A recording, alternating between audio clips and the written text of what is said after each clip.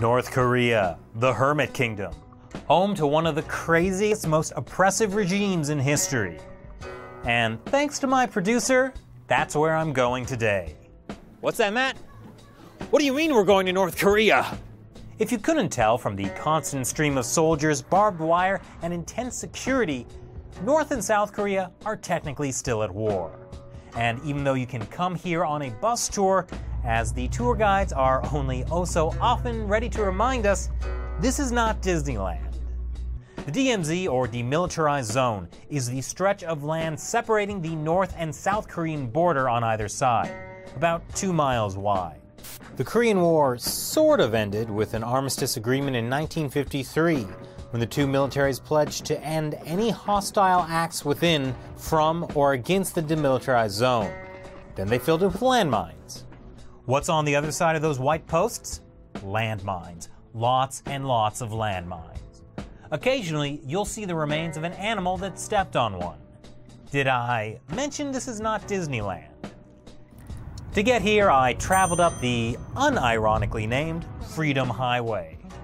Everywhere there's a monument to war and destruction, to the horror of bloodshed, the DMZ-themed restaurant, premium outlet malls, and Popeye's chicken. Also, there was this creepy empty amusement park. This is the Dorasan train station. It serves as a tribute to the hope of a one-day unified Korea. Though, technically, the Korean peninsula could be unified tomorrow, if the South would just accept the benevolent leadership of glorious leader Kim Jong Un. Hypothetically, one day you will be able to take a train from Seoul through here to the North Korean capital, Pyongyang. It obviously does not currently connect. On the way to the North Korean border, I took a tour of this cramped, narrow tunnel, known as the Third Infiltration Tunnel. It's one of many North Korea dug in the hopes of launching a future invasion on South Korea. Though, since it's hard for even one person to stand up in, and it's 27 miles from Seoul and has no oxygen vents, good luck sending your troops through. I sure wouldn't want to have been a North Korean tunnel digger. Now we're on our way to the Joint Security Area, where I plan to actually cross the border into North Korea.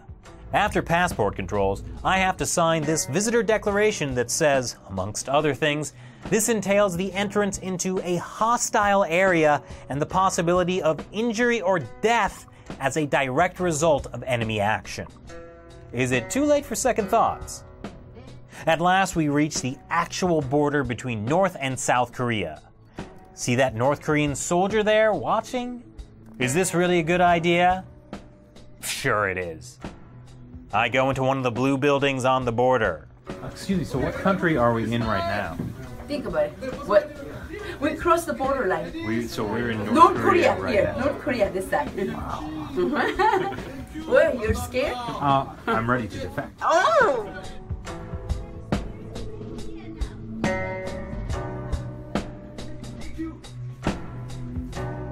I am so ready to go back to South Korea. And here I am. As we leave, a flock of birds fly over the rice paddies. For them, there are no borders. I take a moment to reflect on the delicate balance struck in this place between the tragedy of the past and the hope for the future. And to enjoy the chocolate you can only get in the DMZ. This is Chris Chapel. Thanks for watching this episode of Korea Uncensored. Everyone is preparing for the worst, especially after North Korea followed up its nuclear test by launching that long-range rocket on February 7th, and celebrating it in the creepiest way possible.